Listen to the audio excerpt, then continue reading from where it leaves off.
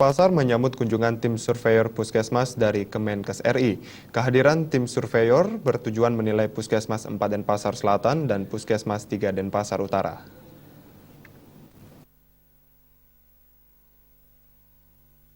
Rombongan tim surveyor langsung disambut Kadis Kesehatan Kota Denpasar Putu Sri Armini, serta Camat Denpasar Selatan dan Camat Denpasar Utara. Kadis Kesehatan Putu Sri Armini mengatakan, pencapaian kualitas akreditasi bertujuan meningkatkan kualitas puskesmas demi mencapai standar pelayanan kesehatan yang berkualitas.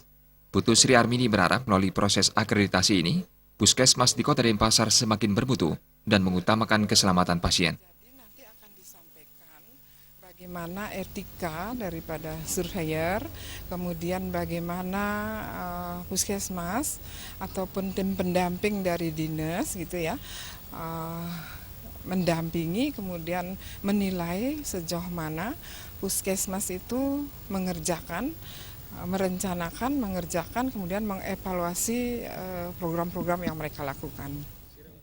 Kadis Kesehatan Kota Denpasar mengatakan lebih lanjut, saat ini kendala yang dihadapi puskesmas di Denpasar adalah sumber daya manusia.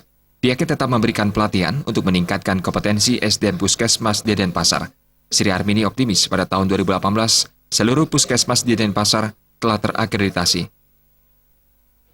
Ya, jadi kalau untuk saat ini kami optimis sih sesuai dengan standar itu, tapi kan tidak bisa kita sendiri menilai, tapi harus ada orang yang melihat, mencocokkan, menilai apakah memang sudah sesuai apa tidak dengan standar yang berlaku. Jadi ke depannya bertahap gitu sampai 2018 kita semua puskesmas di Denpasar sudah terakreditasi, tapi kita tidak berhenti sampai di sana saja. Dari setiap tahun kita ada surveillance, jadi pendampingan, pengawasan supaya mutunya tetap terjaga. Kendalanya salah satunya adalah SDM ya, kompetensi SDM, tapi itu kita tindak lanjuti dengan mungkin pelatihan-pelatihan untuk mereka supaya kompeten sesuai dengan bidangnya.